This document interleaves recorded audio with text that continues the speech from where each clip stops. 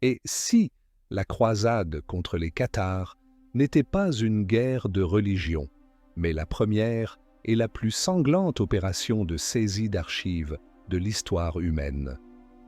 Imaginez un instant que les bûchers qui ont illuminé le Languedoc au XIIIe siècle n'étaient pas destinés à purifier les âmes des hérétiques, mais à effacer une vérité si terrifiante qu'elle menaçait de réduire en cendres les fondations mêmes de la foi, de la raison et de la réalité.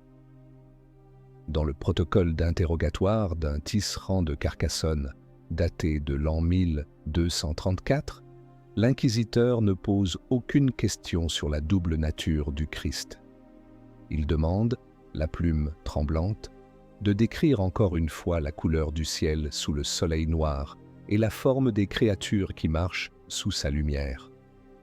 Ce document, caché au plus profond des registres, fut la première pierre de l'archive. La machine de l'Inquisition, créée pour éradiquer la dissidence, est rapidement devenue autre chose. Ses agents les plus perspicaces, des hommes comme Bernard Guy ou Jacques Fournier, ont compris que l'hérésie cathare n'était qu'un voile. Sous les disputes sur la réincarnation et le rejet du monde matériel, se cachait une cosmologie qui n'était pas humaine. Les parfaits, les initiés de la foi cathare, ne parlaient pas d'un Dieu bon et d'un Dieu mauvais. Ils parlaient d'un pacte. Un pacte ancien conclu avec des entités qui avaient régné sur la terre bien avant l'humanité et dont le souvenir survivait, corrompu, dans leurs rituels les plus secrets. Les interrogatoires se transformèrent. La recherche de l'hérésie devint une quête archéologique désespérée, menée avec les instruments de la torture. Chaque confession arrachée ajoutait une nouvelle pièce à un puzzle monstrueux. Des récits de villes de pierre silencieuses sous les déserts. Des descriptions de constellations qui ne seraient découvertes que des siècles plus tard. Des formules mathématiques décrivant des principes de physique qui défiaient la compréhension de l'époque. Les inquisiteurs, formés à la logique scolastique la plus rigoureuse, étaient confrontés à l'illogique. Ils étaient les premiers hommes de l'ère moderne à regarder dans l'abîme, non pas du péché, mais de l'altérité cosmique. Et cet abîme les regardait en retour. Ils n'ont pas craint pour leurs âmes, ils ont craint pour la réalité elle-même. La peur engendra le secret. Ces protocoles ne pouvaient être ni détruits ni divulgués. Les détruire signifiait perdre une connaissance vitale sur une menace potentielle. Les divulguer signifiait plonger le monde dans une folie dont il ne se remettrait jamais. Ainsi naquit l'archive, non pas un simple catalogue de péchés, mais une quarantaine informationnelle. Une prison de papier et de parchemin pour des idées si virulentes qu'elles pouvaient anéantir la civilisation. Les premiers gardiens furent les inquisiteurs eux-mêmes, transformés de juges en geôliers d'un savoir interdit. Ils devinrent des hommes doubles, prêchant publiquement un dogme qu'ils savaient, dans le secret de leur cœur, n'être qu'un conte rassurant pour enfants. La guerre culmina au château de Montségur, cette forteresse imprenable, perchée sur son pic vertigineux. L'assaut qui dura des mois n'avait qu'un seul but. Non pas capturer les derniers parfaits, mais s'emparer de leur bibliothèque, de leurs cartes, de leurs témoignages. Les récits officiels parlent d'un trésor cathare évacué par quelques audacieux la nuit précédant la reddition. Ils parlent d'or et de joyaux. Mais l'archive raconte une autre histoire. Ce qui fut descendu en rappel le long des parois glacées n'était pas de l'or, mais des rouleaux de cuir et des tablettes de pierre gravées dans une langue inconnue. L'action était brutale, efficace. Les croisés étaient le marteau, mais les dominicains en robe noire qui les accompagnaient étaient le scalpel. Ils se frayaient un chemin à travers le carnage, non pas vers la salle du trône, mais vers les cryptes cachées. Pendant que les soldats massacraient, épiaient, ils triaient, lisaient et confisquaient. Ils cherchaient des réponses à des questions qu'ils osaient à peine se formuler. Qui étaient les veilleurs dont parlaient les prisonniers? Quelle était la nature du grand œuvre qu'ils protégeaient? Et surtout, où se trouvaient les autres fragments de ce savoir impie? Les rares, parfaits, capturés vivants à Montségur, subirent des interrogatoires d'une intensité sans précédent. Sous la torture, ils ne parlaient non plus de théologie.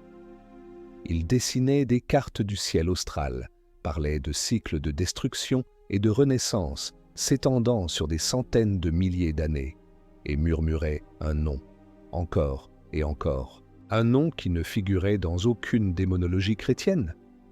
C'était le nom d'une entité, d'un lieu ou peut-être d'un concept. Ce nom devint la première cote, le premier mot-clé de l'archive. La chute de Montségur en l'an 1244 ne fut pas la fin de l'hérésie cathare. Ce fut la fin de la première phase de la guerre pour l'archive. Les inquisiteurs avaient obtenu ce qu'ils cherchaient, la preuve tangible d'une histoire alternative de l'humanité. Une histoire terrifiante. Ils avaient assemblé le noyau de la collection la plus dangereuse au monde. Ils comprirent que leur mission ne faisait que commencer. D'autres groupes, d'autres ordres, pouvaient avoir trébuché sur des fragments de la même vérité. Leur regard se tourna vers ceux qui possédaient à la fois la connaissance des routes secrètes de l'Orient et la puissance militaire pour protéger leur découverte. Un ordre de moines soldats immensément riches et puissants, l'ordre du Temple, l'ordre. Les protocoles des cathares contenaient des références énigmatiques à des frères d'au-delà des mers qui gardaient la tête qui parle. Pour les gardiens de l'archive, le doute n'était plus permis. Les Templiers n'étaient pas seulement des banquiers et des guerriers. Ils étaient les prochains sur la liste.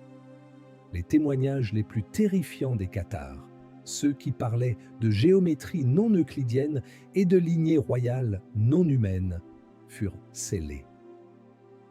On décida de les cacher dans un lieu sûr, loin de Rome et de ses intrigues. Une cache fut aménagée dans une commanderie discrète, sous les contreforts des Pyrénées, une région que les inquisiteurs connaissaient bien pour y avoir chassé les hérétiques. Une ironie du sort dont l'histoire a le secret. Le savoir interdit retournait à son lieu d'origine, attendant la prochaine confrontation. L'inquisiteur, en fermant la crypte, a choisi de cacher la vérité pour protéger la foi. Auriez-vous fait de même? Écrivez dans les commentaires. Caché pour la stabilité ou révélé pour la vérité. Sous les mêmes contreforts des Pyrénées où les secrets cathares avaient été enterrés, l'ordre du Temple avait prospéré pendant près de 2 siècles. Leur commanderie, mi-forteresse, mi-monastère, quadrillaient l'Europe comme les nœuds d'un réseau invisible. Officiellement, ils protégeaient les pèlerins et géraient les finances de la chrétienté. Officieusement, ils protégeaient quelque chose de bien plus précieux. Les gardiens de la naissante archive, alertés par les confessions des cathares, commencèrent à surveiller les Templiers avec une nouvelle attention. Leur richesse semblait surnaturelle, leur influence politique sans égale. Cela ne pouvait pas venir uniquement de l'usure et des dons des fidèles. La source de leur pouvoir devait être ailleurs. Le vendredi 13 octobre de l'an 1307, une opération policière d'une ampleur sans précédent fut déclenchée dans tout le royaume de France. Tous les Templiers furent arrêtés sur ordre du roi Philippe le Bel. La version officielle, orchestrée avec le pape Clément V, parlait d'hérésie, de sodomie, d'idolâtrie. On les accusa de cracher sur la croix et d'adorer une idole mystérieuse nommée Baphomet. Mais les pages expurgées des protocoles d'interrogatoire, conservés dans l'archive, racontent une toute autre histoire. La véritable cible n'était pas la foi des Templiers, mais leur technologie. Le Baphomet n'était pas une tête barbue ou un démon cornu. Les témoignages les plus cohérents, obtenus sous une torture extrême, décrivent un objet qui n'avait rien d'organique. Il est question d'un crâne de métal qui fredonnait, d'une boîte qui montrait les étoiles même en plein jour, d'un artefact qui pouvait transformer le sable en or et servir de canal de communication instantané entre les commanderies. Les Templiers n'avaient pas trouvé un démon en Terre Sainte. Ils avaient trouvé un appareil, un vestige d'une science oubliée, la même dont parlaient les cathares. Leur richesse et leur pouvoir en découlaient directement.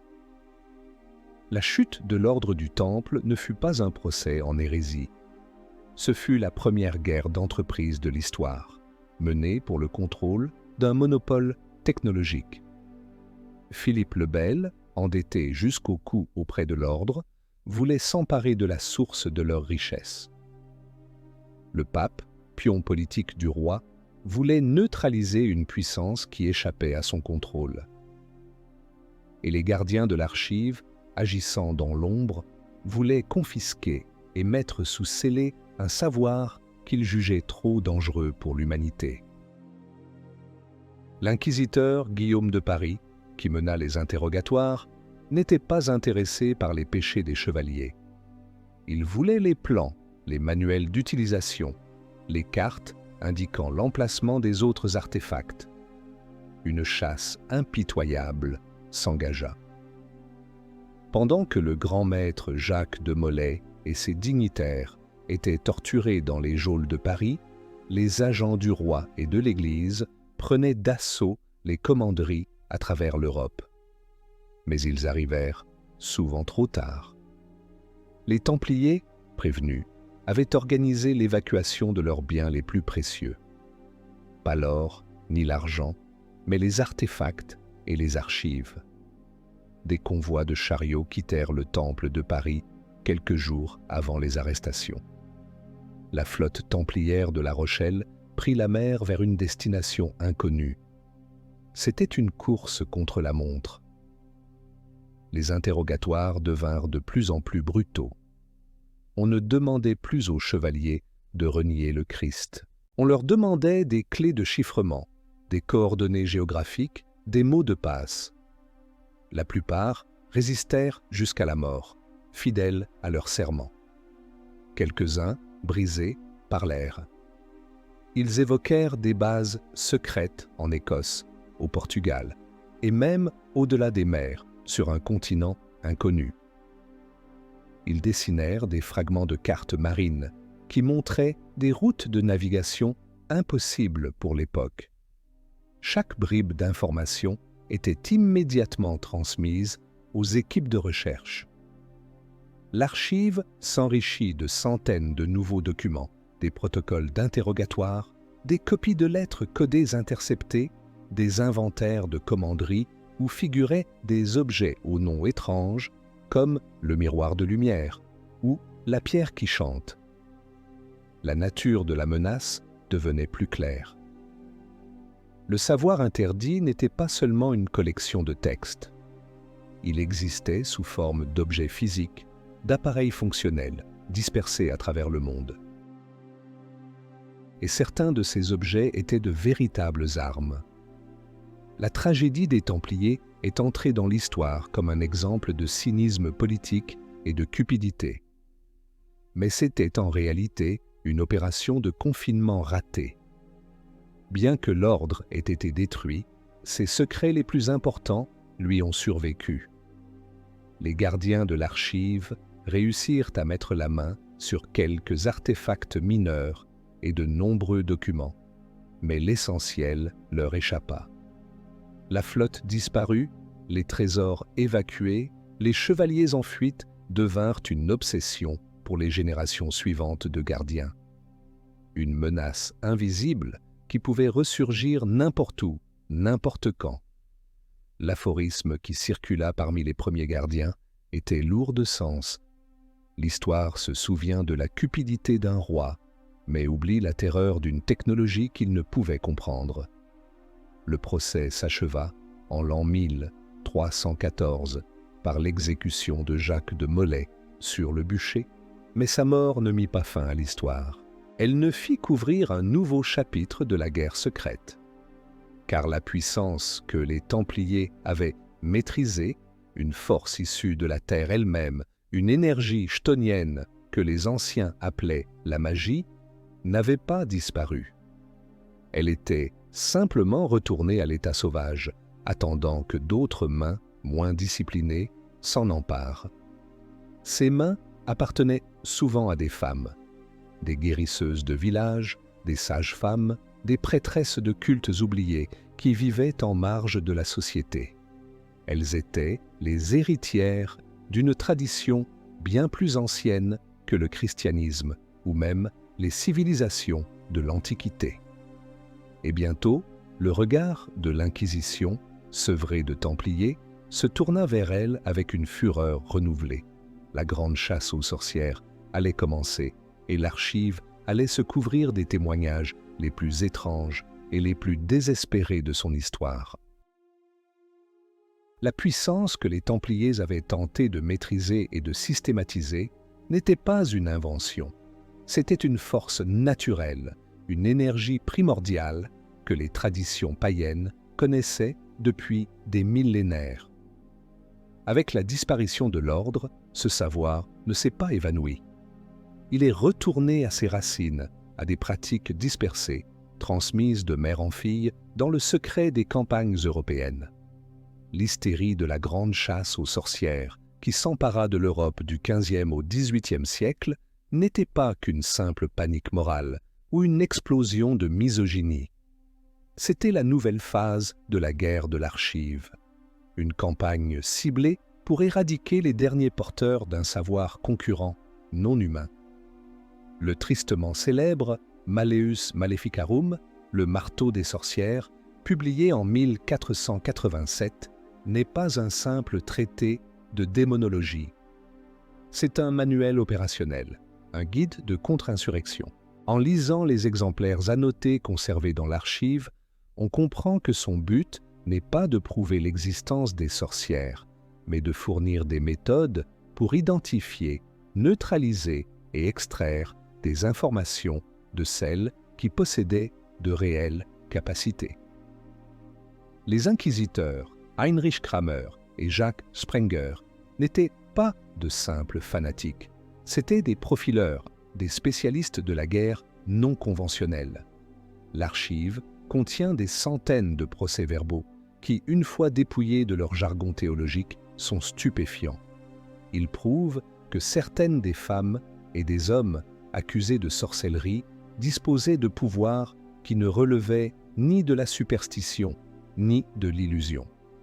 Il est question de guérison à distance, de contrôle localisé de la météorologie, de communication avec les animaux, de connaissances précises sur les propriétés des plantes qui ne seront découvertes par la science que bien plus tard. Ce n'était pas un pacte avec le diable.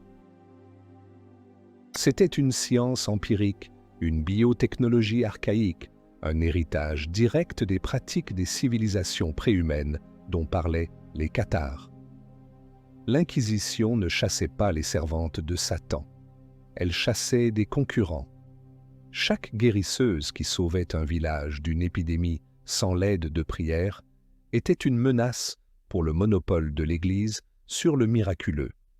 Chaque tempétueuse qui protégeait les récoltes de la grêle démontrait l'existence d'une puissance qui n'émanait pas de Dieu. La chasse aux sorcières fut une opération de nettoyage à grande échelle, visant à détruire non seulement les praticiens, mais aussi la mémoire même de leur savoir. Les bûchers n'étaient pas seulement des exécutions, c'étaient des actes de censure par le feu. Imaginez la scène. Un village isolé des Alpes, en proie à une série de morts étranges. Un inquisiteur spécialiste est dépêché sur place.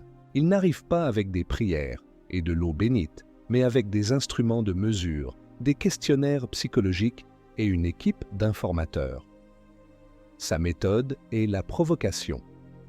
Il fait pression sur les structures sociales du village, crée des tensions, observe les réactions. Il ne cherche pas celle que tout le monde désigne. Il cherche celle qui reste calme, celle qui observe, celle qui comprend les dynamiques de pouvoir. C'est elle, la véritable sorcière.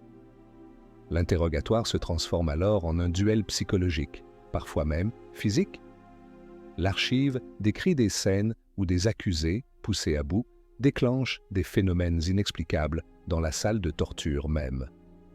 Des objets qui lévitent, des flammes qui s'éteignent spontanément, des inquisiteurs frappés de paralysie subite. L'horreur des juges n'est pas feinte. C'est la terreur de voir une superstition se matérialiser sous leurs yeux. Leurs propres armes, la foi et la raison, se révèlent impuissantes face à une réalité qui refuse de se soumettre à leurs lois. Une phrase est retrouvée, griffonnée dans la marge d'un de ces protocoles par un inquisiteur anonyme. Il ne brûlait pas des femmes, il brûlait des bibliothèques de savoir non écrits. C'est peut-être l'aphorisme le plus juste sur cette période sombre. Chaque exécution était la destruction d'un savoir unique, transmis oralement depuis des temps immémoriaux. Les lignées familiales étaient brisées, les traditions interrompues. L'objectif était de créer un désert culturel, de s'assurer que personne ne pourrait plus jamais puiser à cette source de pouvoir alternative. Mais en accumulant les témoignages des sorcières, les gardiens de l'archive firent une découverte troublante. Les rituels, les incantations, les symboles utilisés par une sorcière en Écosse présentaient des similitudes frappantes avec ceux d'une guérisseuse en Italie ou d'un chaman en Hongrie. Il existait une sorte de protocole commun, une grammaire universelle de cette ancienne science. Et cette grammaire semblait être basée sur les cycles de la Terre, les phases de la Lune et la position des étoiles. Un inquisiteur particulièrement zélé, après avoir passé 20 ans à interroger des sorcières, fut frappé par cette connexion. Le pouvoir qu'il combattait semblait lié à la fois à ce qui se trouvait sous ses pieds et à ce qui brillait au-dessus de sa tête. Il commença à collecter non seulement les aveux, mais aussi les almanachs, les cartes astrologiques et les traités d'astronomie qu'il pouvait trouver. Il sentait qu'il touchait à un secret encore plus grand. Ce n'est plus seulement la terre qui était en jeu, mais le ciel. Et c'est en levant les yeux vers les étoiles qu'il aperçut la prochaine grande hérésie qui menaçait de tout renverser, celle d'un moine dominicain qui affirmait que les étoiles étaient d'autres soleils et que les mondes qui les entouraient étaient innombrables. Son nom était Giordano Bruno. L'archive se préparait à une nouvelle guerre. Une guerre non plus pour le contrôle de la Terre, mais pour le contrôle du cosmos. La transition fut brutale. De la boue et du sang des chasses aux sorcières, la bataille se déplaça vers les salons feutrés des académies et les observatoires silencieux de la Renaissance. Le savoir interdit ne se cachait plus dans les forêts, mais dans les équations mathématiques et les lentilles des télescopes. La Renaissance fut une explosion de lumière, d'art et de science.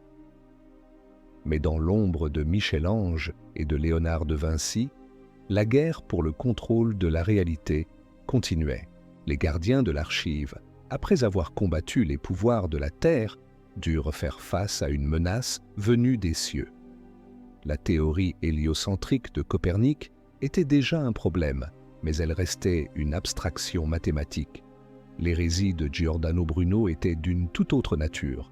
Elle était vivante, peuplée et infiniment plus dangereuse. Son procès, qui s'acheva par son exécution sur le Campo dei Fiori à Rome en l'an 1600, ne fut pas le symbole de la lutte entre la science et la religion. Ce fut un acte de censure cosmique. L'archive ne conserve pas seulement les minutes de son procès. Elle détient des copies de ses journaux intimes, saisis lors de son arrestation à Venise, et des œuvres qu'il n'a jamais publiées. Ces textes révèlent que sa théorie de la pluralité des mondes n'était pas une simple déduction philosophique. C'était un compte rendu. Bruno ne spéculait pas sur l'existence d'autres mondes habités. Il affirmait avoir la preuve de leur existence et, plus terrifiant encore, de leur intérêt pour les affaires de la Terre. Il parlait de contact, d'observation, de communication. L'Inquisition ne l'a pas brûlé pour avoir dit que la Terre tournait autour du Soleil. Elle l'a brûlé pour avoir tenté d'initier un premier contact, sans autorisation, pour avoir voulu divulguer au monde que l'humanité n'était ni seule, ni même particulièrement importante dans l'univers. C'était une vérité que les gardiens de l'archive connaissaient depuis les premiers interrogatoires des cathares, mais qu'ils avaient juré de dissimuler à tout prix. Bruno n'était pas un simple astronome, c'était une fuite d'informations vivantes. Que feriez-vous si vous lisiez un document prouvant que l'histoire de votre espèce n'est qu'un détail insignifiant dans une chronique galactique? La confrontation entre Bruno et l'Inquisition se transforma en un thriller d'espionnage. Le débat intellectuel quitta les universités pour les ruelles sombres de Venise et de Rome. Les agents de la Congrégation pour la doctrine de la foi, l'héritière de l'Inquisition médiévale, ne se contentaient plus d'arguments théologiques. Ils utilisaient l'infiltration, la surveillance, l'enlèvement. L'arrestation de Bruno, suite à la trahison de son mécène Giovanni Mocenigo, fut une opération montée de toutes pièces pour le ramener à Rome. Les 8 années de son emprisonnement ne furent pas une tentative de le faire abjurer pour sauver son âme. Ce furent des années d'interrogatoires techniques. Le cardinal Bellarmin, son principal accusateur, n'était pas un imbécile.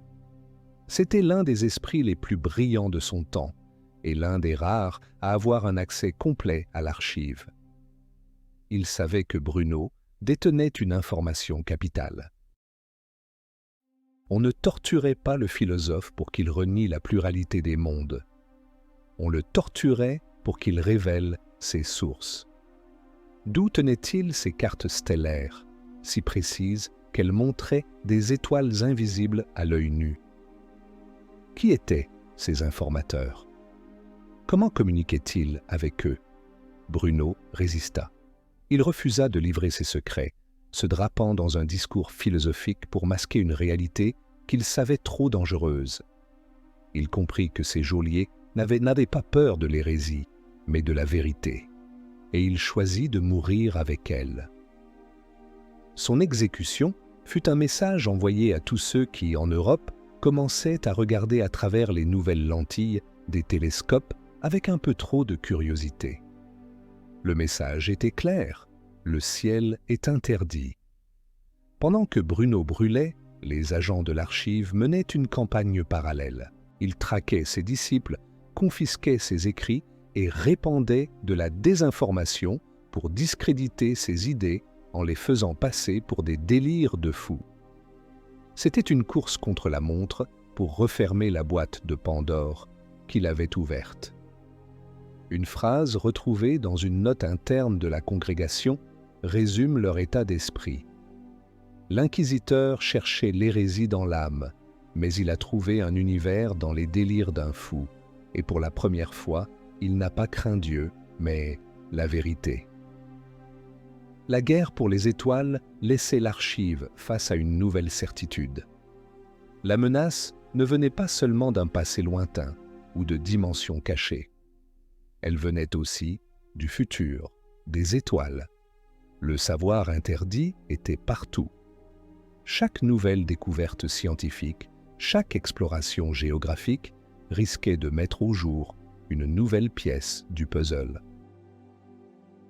Et justement, à cette même époque, des navires espagnols et portugais traversaient les océans et découvraient un nouveau monde. Pour la plupart, c'était une quête d'or et de gloire. Pour les gardiens de l'archive, c'était un nouveau front qui s'ouvrait, potentiellement le plus dangereux de tous. Que se passerait-il si des civilisations, isolées du reste du monde pendant des millénaires, avaient conservé une version plus pure, moins dégradée, du savoir interdit? Des détachements spéciaux d'inquisiteurs furent discrètement attachés aux expéditions des conquistadors. Leur mission n'était pas de sauver des âmes, c'était de piller des bibliothèques et de faire taire les prêtres locaux avant qu'ils ne puissent parler. L'archive se préparait à s'enrichir de sang et de codex Maya. Giordano Bruno a choisi de mourir pour révéler une vérité qui aurait pu détruire notre monde. Auriez-vous pris la même décision? Faites votre choix dans les commentaires. Silence pour protéger l'humanité ou vérité au risque de la détruire. La découverte du Nouveau Monde fut un choc pour l'Europe. Pour les gardiens de l'archive, ce fut un cauchemar devenu réalité. Un continent entier, avec ses propres civilisations, ses propres religions et sa propre histoire, avait existé pendant des millénaires à l'insu du reste du monde. C'était la preuve vivante qu'une quarantaine informationnelle à grande échelle était possible. Et cela soulevait une question terrifiante. Et si cet isolement avait été délibéré? Et si quelqu'un ou quelque chose avait voulu garder les civilisations de Mésoamérique et des Andes à l'écart du reste de l'humanité? La Conquista, sous son vernis de recherche d'or et d'évangélisation, dissimulait une mission secrète bien plus sombre. Des détachements spéciaux de l'Inquisition espagnole, les plus durs et les plus instruits, accompagnaient chaque expédition majeure. Leur chef, un homme comme l'évêque Diego de Landa au Yucatan, n'avait pas pour priorité de baptiser les indigènes, mais de saisir et de déchiffrer leur savoir. La destruction systématique des civilisations aztèques, mayas et incas ne fut pas seulement un génocide culturel. Ce fut une opération de police intellectuelle à l'échelle d'un continent. Les inquisiteurs découvrirent avec une horreur croissante que les cultes sanguinaires des Aztèques, l'astronomie incroyablement précise des Mayas et les légendes des dieux bâtisseurs des Incas n'étaient pas des mythologies primitives. C'étaient des pièces du même puzzle monstrueux qu'ils assemblaient en Europe depuis 3 siècles. Les dieux à plumes et les jaguars célestes de leur panthéon n'étaient pas des démons au sens chrétien du terme. C'étaient les mêmes entités, décrites avec une terminologie différente, dont les cathares avaient parlé à voix basse, que les Templiers avaient tenté de contacter et que Giordano Bruno avait vu dans ses visions cosmiques. L'archive se remplit de nouveaux protocoles, plus macabres et plus étranges que jamais. Des rapports sur les sacrifices humains aztèques décrivent des rituels qui n'étaient pas de simples actes de cruauté, mais des tentatives désespérées de nourrir des entités cosmiques pour retarder un événement apocalyptique. Les codex mayas, avant d'être brûlés par milliers par de Landa, révélèrent des cycles temporels et des prophéties qui s'étendaient sur des millions d'années, faisant de l'histoire humaine une simple parenthèse. Les légendes incas parlaient de Viracocha, un dieu civilisateur venu des étoiles après un grand cataclysme, qui avait laissé derrière lui des artefacts de pouvoir et la promesse de son retour. Une course effrénée s'engagea. Course. Il fallait détruire les porteurs de ce savoir, les prêtres, les astronomes, les scribes, et confisquer ou brûler leurs archives avant que ce virus informationnel ne se propage. L'assaut de Tenochtitlan par Hernán Cortés fut autant une bataille pour l'or qu'une opération chirurgicale pour s'emparer des archives du Templo Mayor. Pendant que les conquistadors massacraient la population, les dominicains pillaient les bibliothèques cherchant les textes les plus dangereux. Pourriez-vous brûler un savoir capable de détruire le monde, mais qui vous donnerait un pouvoir illimité?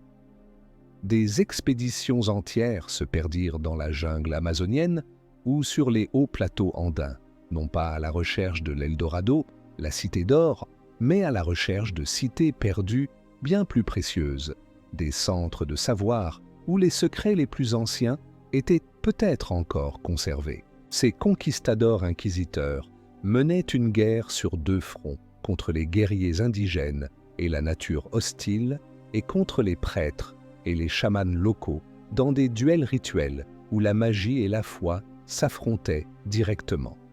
L'archive devint un monstre schizophrène. D'un côté, elle accumulait des savoirs qui détruisaient les fondements mêmes du christianisme. De l'autre, ses gardiens utilisaient le pouvoir absolu de l'Église pour éradiquer ces mêmes savoirs partout où ils les trouvaient. Ils étaient devenus les conservateurs d'un poison et les médecins qui tentaient d'empêcher sa propagation. Un paradoxe qui menaçait de les rendre fous. La conquête du Nouveau Monde marqua un tournant. Le volume d'informations devenait ingérable.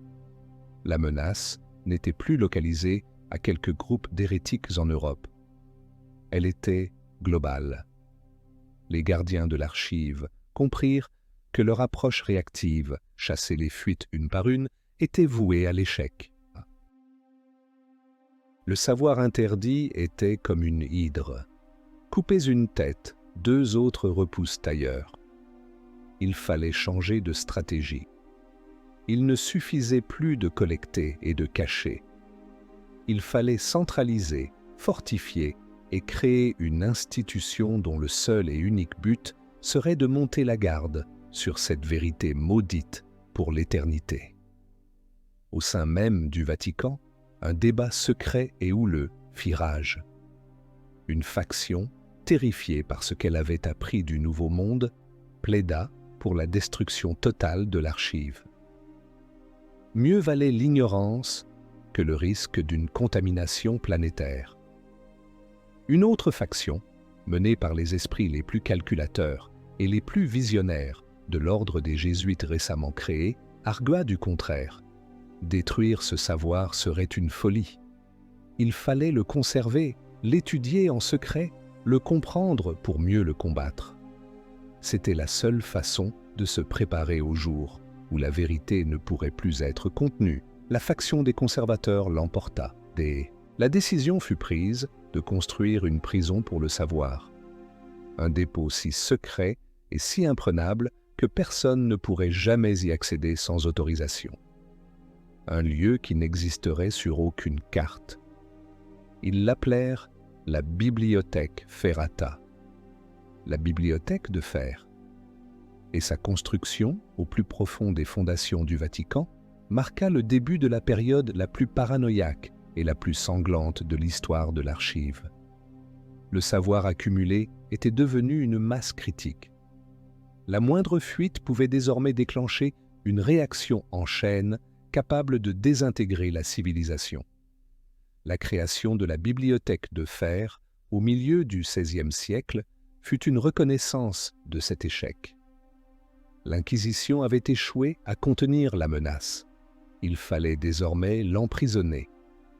Au plus profond des souterrains du Vatican, loin des regards indiscrets, un sanctuaire fortifié fut construit. Pas de fenêtres, une seule porte blindée, des murs recouverts de plomb pour contenir non pas des radiations physiques, mais une sorte de toxicité informationnelle qui semblait émaner des textes. La bibliothèque de fer devint le lieu le plus secret de la planète. Son existence n'était connue que d'une poignée de cardinaux et du supérieur général de la Compagnie de Jésus. Les jésuites, avec leur discipline de fer et leur acuité intellectuelle, furent désignés comme les nouveaux gardiens.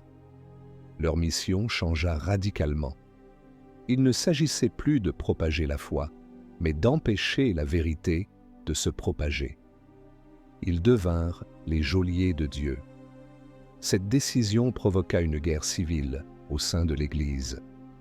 Une guerre silencieuse menée dans les couloirs du pouvoir papal, avec pour armes le poison, le chantage et l'assassinat politique. La faction des incinérateurs, souvent issue des rangs les plus conservateurs de l'ordre dominicain, voyait dans l'archive une abomination qui devait être purifiée par le feu. Il considérait les jésuites comme des imprudents qui jouaient avec une puissance qu'ils ne comprenaient pas. Les jésuites, eux, se voyaient comme des scientifiques, des analystes du renseignement, qui étudiaient une arme ennemie pour développer des contre-mesures. La vie des gardiens de la bibliothèque de fer se transforma en un cauchemar paranoïaque. Ils étaient les seuls autorisés à lire les textes, à les cataloguer, à tenter de les comprendre.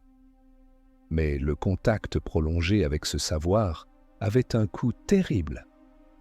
Les registres internes de la bibliothèque, eux-mêmes conservés dans un coffre séparé, sont une litanie de folie et de désespoir. Des bibliothécaires qui se suicident après avoir traduit un codex maya. D'autres qui sombrent dans une catatonie profonde après avoir lu les protocoles des interrogatoires des Templiers. D'autres encore qui deviennent des fanatiques d'un nouveau genre, se mettant à vénérer les entités décrites dans les textes. L'aphorisme qui circulait dans les couloirs de la bibliothèque était d'un cynisme absolu. Le premier symptôme de la compréhension est la perte de la foi.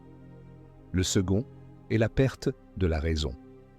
La bibliothèque elle-même semblait vivante, hostile. Les gardiens parlaient de murmures dans les archives, d'ombres qui bougeaient dans les coins, d'une sensation de pression mentale constante. C'était une prison qui rongeait l'âme de ses geôliers. La tension entre les factions atteignit son paroxysme lors de la grande tentative d'incendie de l'an 1652. Un groupe de cardinaux incinérateurs réussit à corrompre plusieurs gardes et à déclencher un feu dans la section la plus ancienne de la bibliothèque, celle contenant les parchemins cathares. L'incendie fut catastrophique. Les jésuites réussirent à sauver une partie des documents, mais des pans entiers du savoir originel furent perdus à jamais. Officiellement, l'événement fut couvert et présenté comme un simple incendie dans les caves du Vatican. Mais pour les gardiens, ce fut un traumatisme qui changea leur stratégie pour toujours. Ils comprirent qu'une défense passive ne suffisait plus. La bibliothèque était une cible trop tentante. Il fallait passer à l'offensive. Il fallait non seulement garder le secret, mais aussi traquer et neutraliser activement toute personne ou tout groupe dans le monde qui chercherait à redécouvrir ce savoir par ses propres moyens. L'ordre des Jésuites se transforma. À côté de ses activités de missionnaire et d'éducateur, il développa une branche secrète, un service de renseignement et d'opérations spéciales qui allait devenir le plus efficace et le plus redouté du monde. Leur champ de bataille devint l'Europe des Lumières, cet âge de la raison, de la science et des sociétés secrètes. Chaque nouvelle découverte, chaque nouvelle théorie philosophique était une menace potentielle. Les jésuites, espions en soutane, infiltrèrent les cours royales, les académies des sciences, les loges maçonniques. Ils devinrent les ennemis jurés du progrès, non par obscurantisme, mais par une connaissance terrifiante des dangers qui se cachaient derrière le voile de la réalité. Leur nouvelle mission était claire: maintenir l'humanité dans une adolescence intellectuelle, car ils savaient que la maturité la tuerait. La guerre pour l'archive entrait dans sa phase la plus subtile et la plus perfide, une guerre d'idées où les livres étaient des armes et les philosophes des cibles. Le siècle des Lumières allait être bien plus sombre que ce que l'histoire officielle ne le raconte. Le XVIIIe siècle, l'âge de la raison, fut un champ de mines pour les gardiens de l'archive. La curiosité humaine encouragés par les philosophes des Lumières, devenait leur principal ennemi. Derrière la façade de débat sur la démocratie et les droits de l'homme se cachait une recherche effrénée de savoirs interdits menée par des sociétés secrètes et des aventuriers mystiques. Les Jésuites, devenus le service de renseignement et de contre-espionnage du Vatican, menèrent une guerre de l'ombre mondiale pour contenir cette nouvelle pandémie de curiosité. Leurs agents, parfaitement formés, polyglottes, maîtres du déguisement et de la manipulation, étaient partout. Ils étaient les confesseurs des rois, les tuteurs des princes, les bibliothécaires des universités, les membres influents des loges maçonniques. Leur réseau d'information était sans égal. Leur mission ? Identifier et neutraliser toute personne s'approchant de trop près de la vérité. Neutraliser ne signifiait pas toujours tuer. La désinformation, la ruine professionnelle, le ridicule public étaient des armes souvent plus efficaces. Leur cible étaient les figures les plus énigmatiques de l'époque. Des hommes comme le comte de Saint-Germain, cet immortel présumé qui semblait posséder une connaissance anachronique de la chimie et de l'histoire. Ou Alessandro Cagliostro, dont les rituels de magie égyptienne semblaient être des versions dégradées de technologies décrites dans les archives templières. Les jésuites ne savaient pas si ces hommes étaient des charlatans ou de véritables détenteurs de fragments du savoir perdu. Dans le doute, ils les traitaient comme des menaces existentielles. La confrontation était souvent intellectuelle, mais pouvait rapidement devenir physique. Un débat dans un salon parisien pouvait se terminer par une poursuite en carrosse dans les rues sombres. Un duel à l'épée pouvait avoir pour véritable enjeu non pas une question d'honneur, mais la possession d'un manuscrit ancien. Les agents jésuites sabotaient des expériences alchimiques qui, selon leurs rapports, risquaient de produire des résultats bien réels. Ils volaient des livres rares dans les bibliothèques royales, remplaçant des passages clés par des faux pour égarer les chercheurs.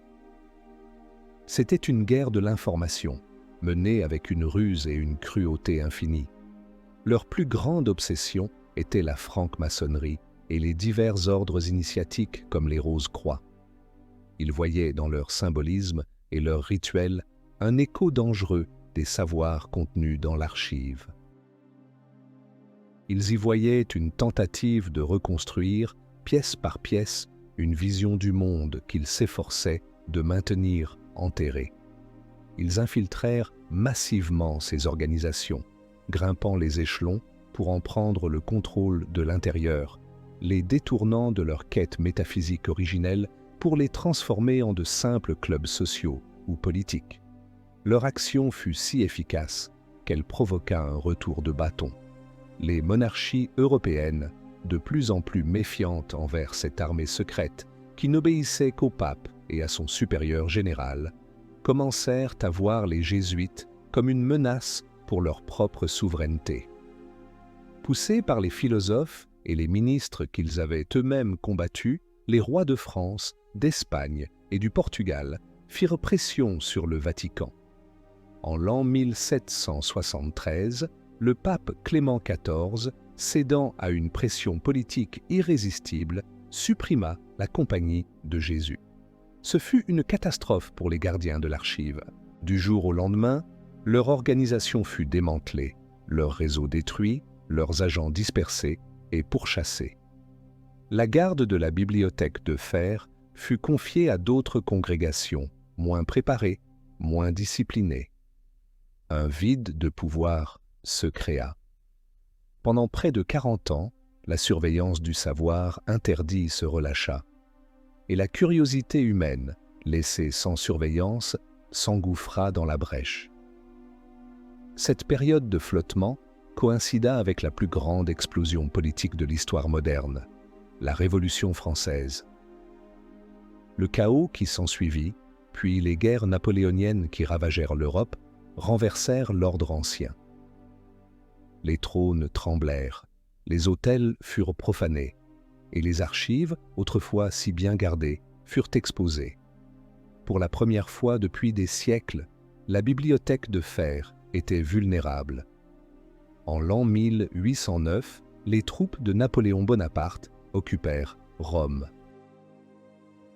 L'empereur français, fasciné par l'ésotérisme et les savoirs anciens, avait une idée très précise de ce qu'il cherchait au Vatican. Il n'était pas seulement intéressé par les œuvres d'art, il voulait les livres, il voulait les secrets. L'assaut sur la bibliothèque de fer était imminent. Les quelques gardiens restants, isolés et sans soutien, se préparèrent à une défense désespérée. L'archive allait être libérée. Les jésuites ont utilisé des méthodes moralement condamnables pour protéger l'humanité d'une vérité qu'ils jugeaient destructrice. La fin justifie-t-elle les moyens? Partagez votre avis. Justifié si le but était la survie de tous, ou injustifié car aucun secret ne vaut le mensonge. La prise de Rome par les armées de Napoléon fut bien plus qu'une simple conquête militaire. C'était le point de rupture. Le chaos de la Révolution française avait brisé les anciennes chaînes du pouvoir et de la tradition. Et maintenant, la vague déferlait sur le cœur même du secret, le mieux gardé du monde. Les soldats français, affamés de pillage, et les commissaires aux sciences et aux arts, avides de découvertes, se répandirent dans la ville éternelle. Le Vatican, symbole de l'ordre ancien, était leur cible privilégiée.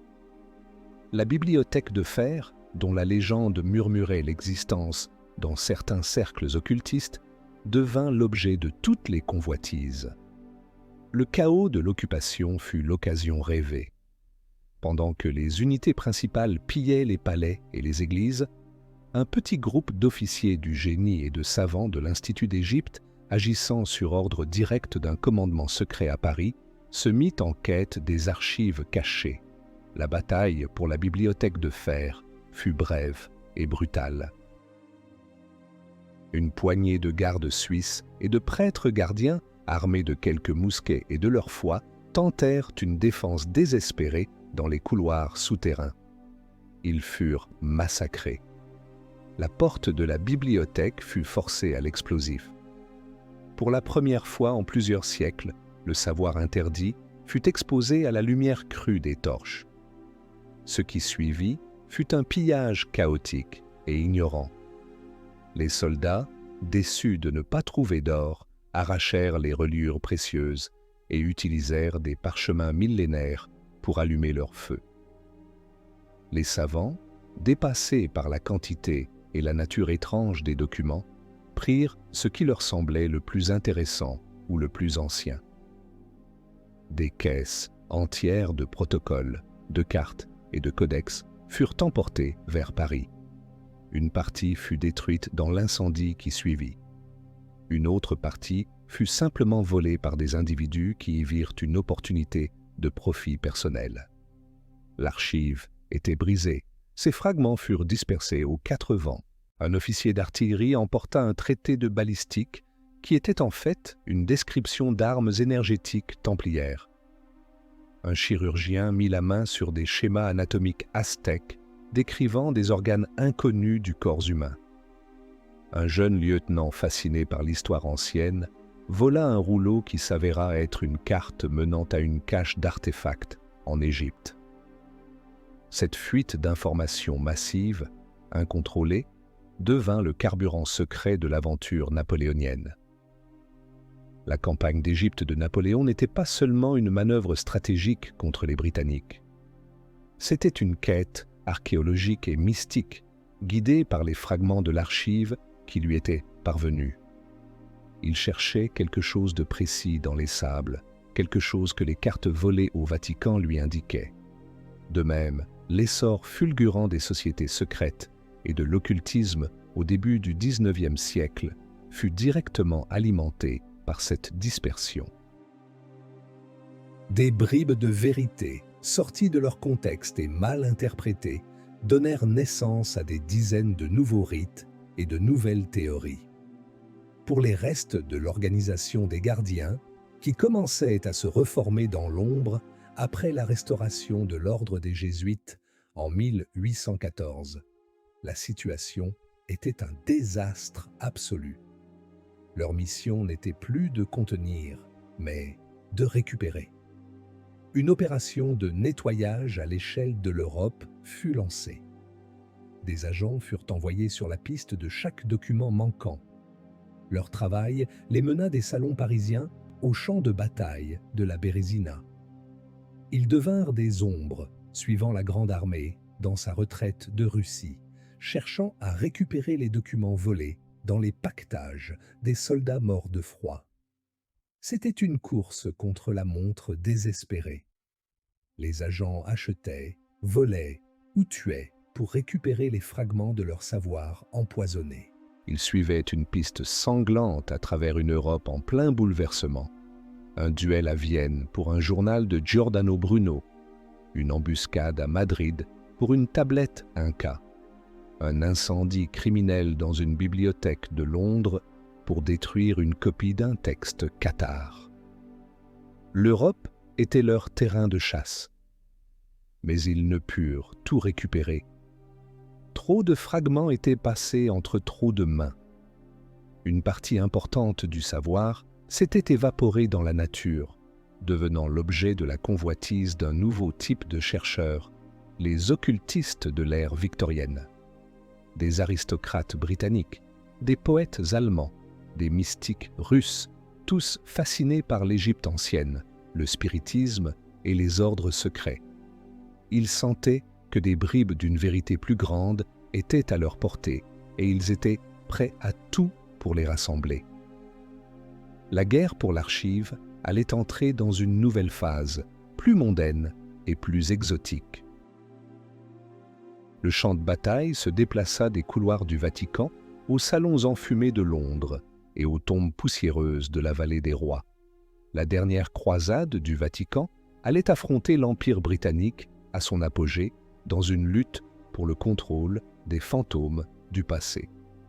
Le XIXe siècle fut l'âge des empires et du progrès scientifique. Mais sous la surface policée de l'ère victorienne bouillonnait un intérêt sans précédent pour l'occulte. L'égyptomanie, déclenchée par la campagne de Napoléon, combinée à l'essor du spiritisme, créa un terreau fertile pour la renaissance des sociétés secrètes. Les fragments de l'archive, dispersés lors du sac de Rome, devinrent les reliques les plus recherchées par ces nouveaux mystiques. Ils ne comprenaient pas la véritable nature de ce qu'ils cherchaient, mais ils en sentaient la puissance. Des organisations comme l'Ordre hermétique de l'Aube dorée en Grande-Bretagne ou la Société théosophique d'Helena Blavatsky devinrent les principaux centres de cette nouvelle quête. Leurs membres, souvent des intellectuels, des artistes et des aristocrates influents, n'étaient pas de simples amateurs d'étranges. Ils menaient des recherches systématiques, tentant de rassembler les pièces éparses d'un savoir ancien. Leurs rituels complexes n'étaient pas des simagrées théâtrales. C'étaient des tentatives, basées sur des textes incomplets, de réactiver d'anciennes technologies ou de contacter des intelligences non humaines. Les expéditions archéologiques en Égypte et en Mésopotamie devinrent une couverture pour cette chasse au trésor métaphysique. Chaque nouvelle tombe découverte, chaque nouvelle tablette cunéiforme déchiffrée était examinée à la recherche de confirmations ou de nouvelles pistes. Ces occultistes victoriens n'étaient pas des ennemis au sens traditionnel du terme pour les gardiens de l'archive. Ils étaient pires. C'étaient des amateurs imprudents qui jouaient avec des forces qu'ils ne pouvaient ni comprendre ni contrôler, risquant de déclencher une catastrophe par pure ignorance. Les restes du service secret du Vatican, reconstitués et agissant désormais sous de multiples couvertures, sociétés archéologiques italiennes, marchands d'antiquités, missions catholiques, entrèrent en confrontation directe avec ces groupes. La guerre secrète changea de visage. Elle prit l'apparence d'une compétition académique féroce d'une rivalité entre collectionneurs ou d'un conflit entre expéditions archéologiques. Mais derrière les politesses de façade, la lutte était mortelle. Imaginez une séance de spiritisme dans un manoir de l'aristocratie londonienne. Un médium entre en transe et commence à parler dans une langue morte, récitant des passages d'un texte que seuls les gardiens de l'archive connaissent.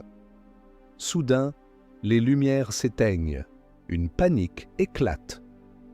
Quand tout revient à la normale, le médium est mort, apparemment d'une crise cardiaque, et un petit carnet de notes a disparu de la poche d'un des participants. C'est ainsi que les gardiens opéraient, chirurgicalement, silencieusement, sans laisser de traces. Leur mission était double, discréditer et intercepter.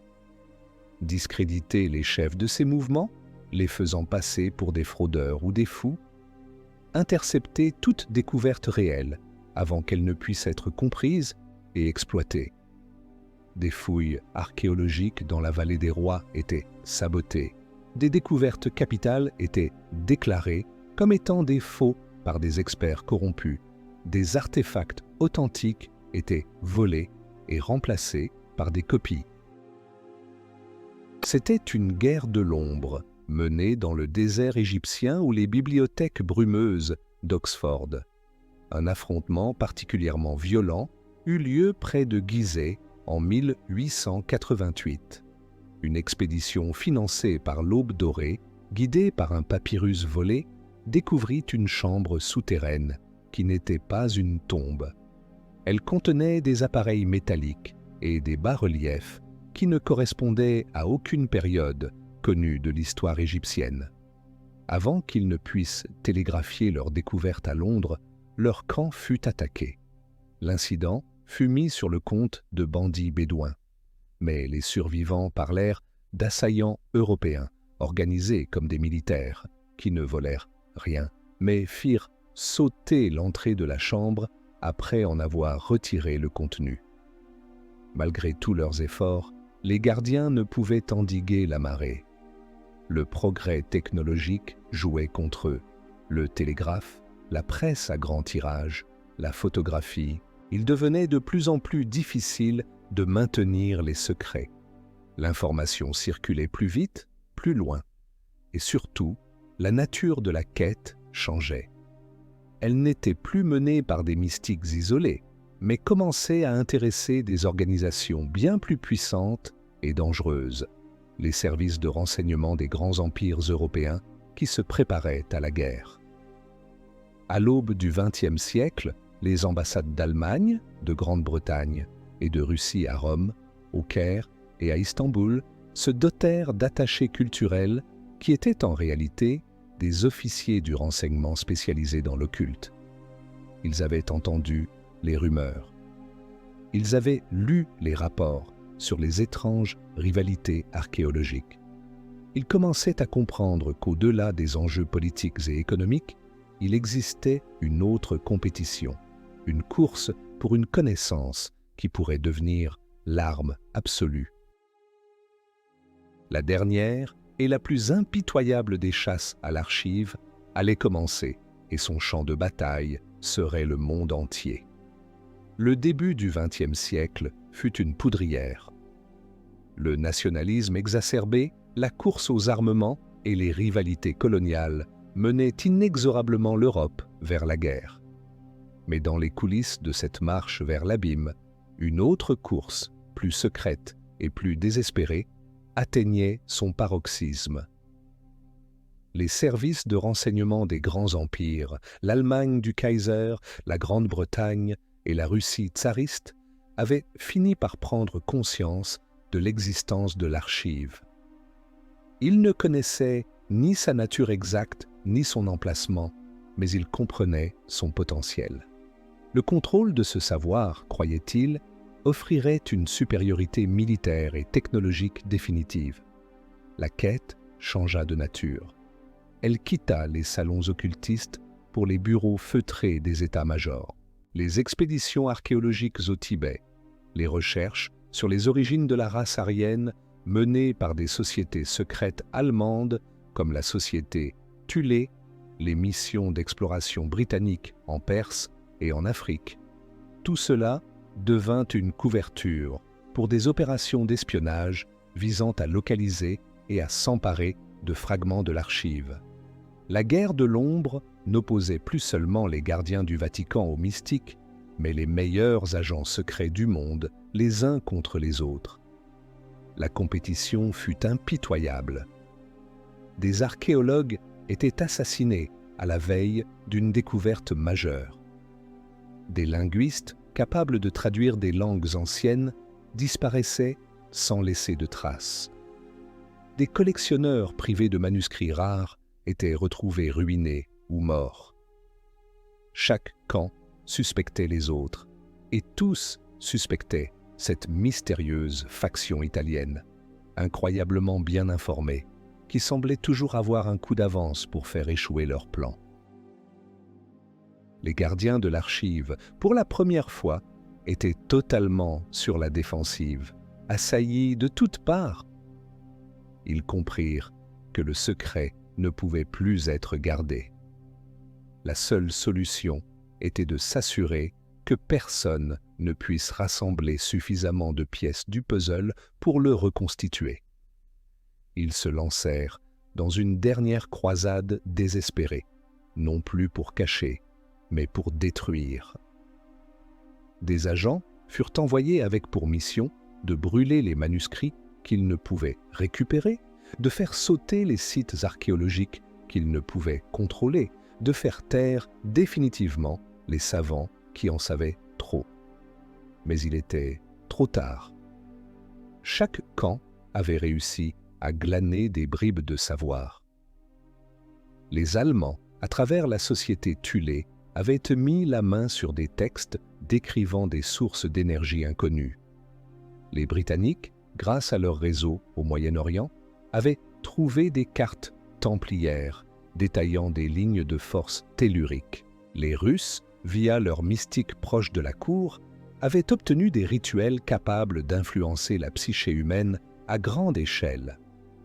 Chacun possédait une arme qu'il ne comprenait pas, et chacun était terrifié à l'idée que l'ennemi puisse l'utiliser le premier. La Première Guerre mondiale, lorsqu'elle éclata en 1914, ne fut pas seulement le résultat de tensions politiques. Ce fut l'apogée de cette folie. Ce fut la première tentative d'appliquer sur un champ de bataille moderne des bribes de savoirs anciens et interdits. Les résultats furent monstrueux, mais pas de la manière attendue. Les tentatives d'utiliser l'énergie tellurique ne créèrent pas de superarmes, mais provoquèrent des tremblements de terre localisés qui engloutirent leurs propres troupes. Les expériences de manipulation psychique ne brisèrent pas le moral de l'ennemi, mais plongèrent des régiments entiers dans une folie sanguinaire et incontrôlable. Le carnage sans précédent des tranchées, la violence absurde de Verdun ou de la Somme furent la conséquence directe de cette guerre occulte. L'humanité, armée de la science du XXe siècle et de fragments de la magie la plus noire, avait simplement trouvé un moyen de s'infliger des souffrances à une échelle industrielle. Ce fut une leçon apprise dans le sang et la boue. Après la guerre, dans le silence des cimetières militaires, les survivants de cette course à l'absolu, quelques agents secrets britanniques, des membres repentis de la société Thulé, des officiers russes en exil et les derniers gardiens de l'archive, prirent conscience de leur erreur. Ils avaient tous cherché à posséder la vérité pour dominer le monde, et ils n'avaient réussi qu'à le détruire. Un pacte secret fut conclu lors d'une rencontre discrète à Genève en 1920. Un pacte non pas pour posséder le savoir, mais pour l'enterrer si profondément que personne ne puisse jamais le retrouver. Ils créèrent une nouvelle organisation, laïque et internationale, une sorte d'anti-Illuminati. Leur seul but, effacer toutes les traces menant à l'archive et à ses fragments dispersés.